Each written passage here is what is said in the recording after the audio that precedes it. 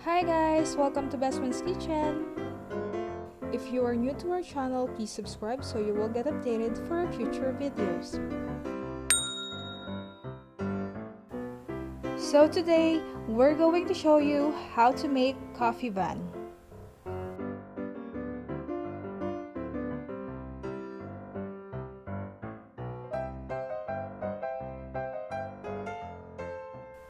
This is also known as papparoti.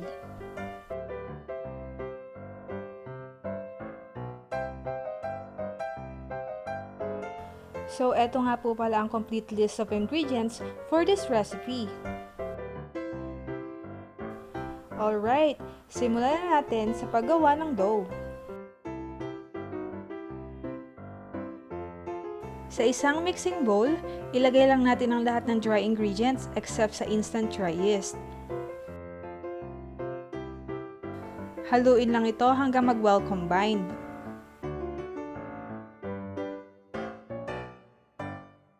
After that, gumawa lang ng maliit na hole sa gitna ng mixture.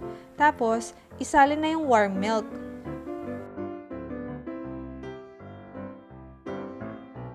Pagkatapos, isunod na ilagay ang instant yeast.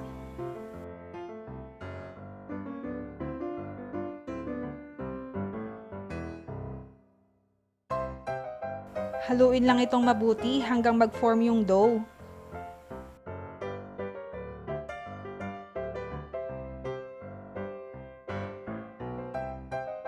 I-transfer lang natin yung dough sa isang flat surface. Tapos, mag-start na mag-kneading for 10 minutes or until maging smooth and elastic yung dough.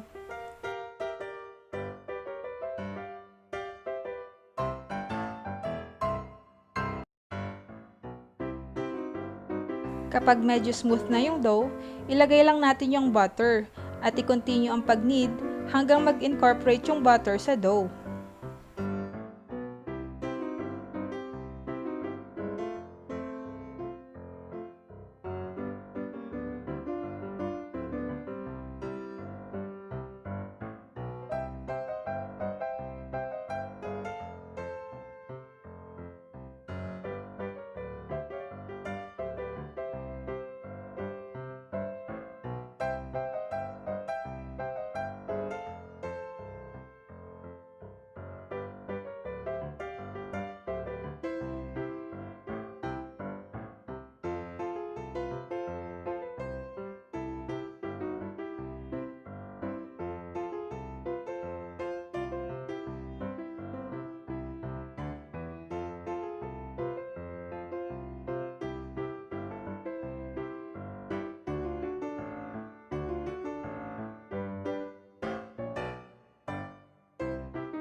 Kapag smooth and elastic na yung dough, ilagay lang natin siya sa isang mixing bowl.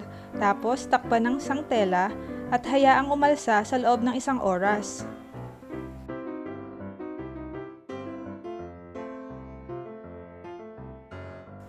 By the way guys, if you still haven't subscribed to our channel, please do so. You can also like and share this video and please hit the notification bell.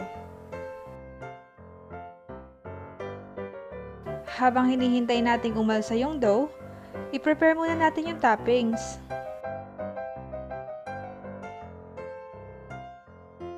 Ilagay lang sa isang plate ang butter at ang sugar, tapos haluin hanggang maging creamy yung butter.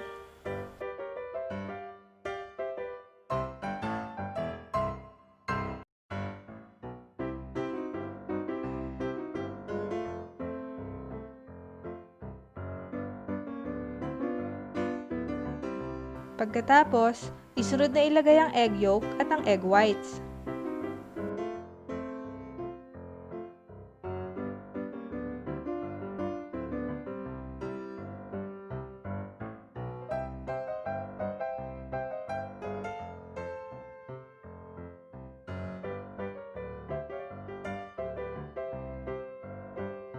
After that, ilagay na rin ang flour at haluin mabuti.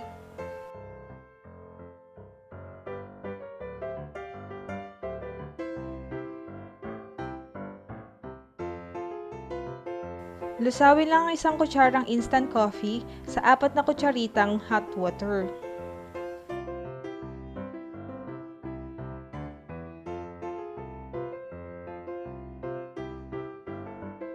Pagkatapos, isalin lang ito sa mixture. Tapos haluin hanggang maging well incorporated yung coffee natin sa butter.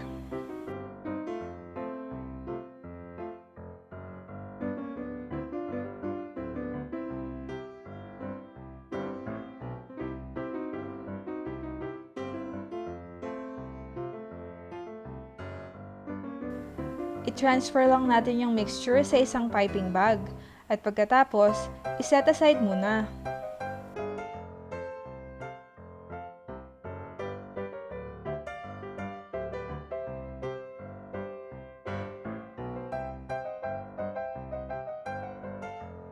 So, ayan. Ready na yung dough natin.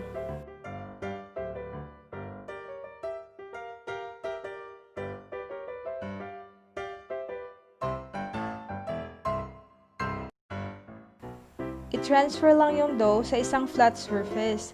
Tapos, hatiin sa dalawa.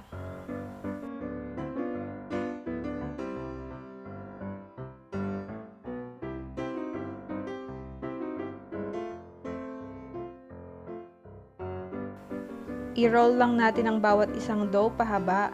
Tapos, hatiin ito sa 4.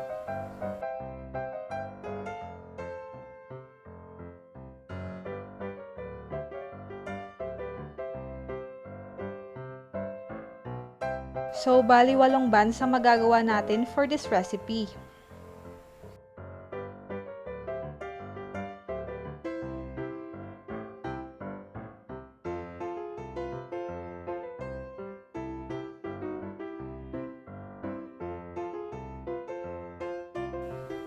After mahati ang dough, i-form lang ito na parang maliliit na bola.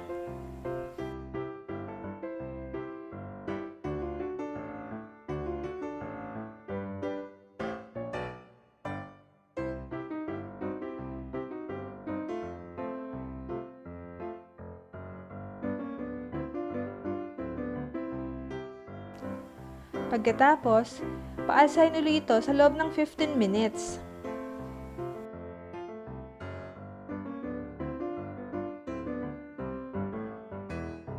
After 15 minutes of proofing, pwede na tayo maglagay ng filling.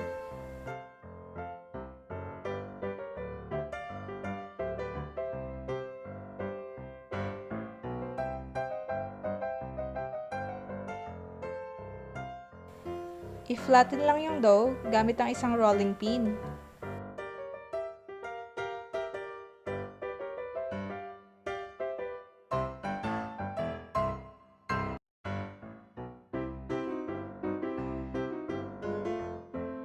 Tapos, ilagay ang butter sa gitna at i-close ito para ma-secure ang butter.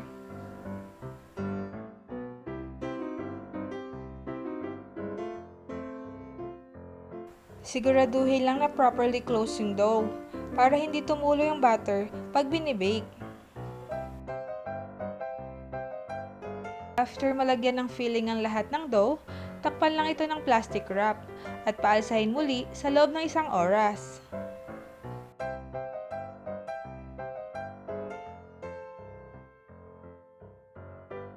After ng final proofing, pwede na tayo maglagay ng toppings.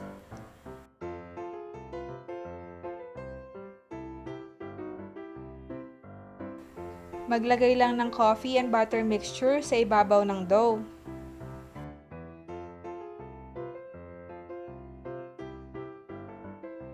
After that, bake it at 180 degrees Celsius for 15 minutes.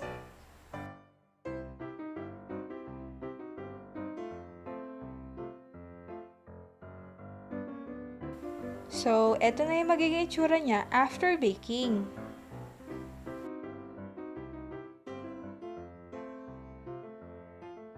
Don't forget to give us a thumbs up if you enjoyed this video.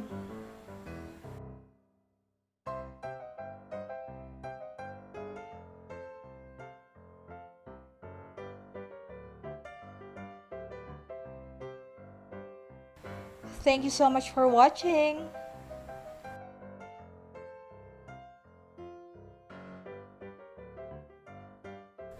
Don't forget to subscribe. Bye guys, till our next vlog.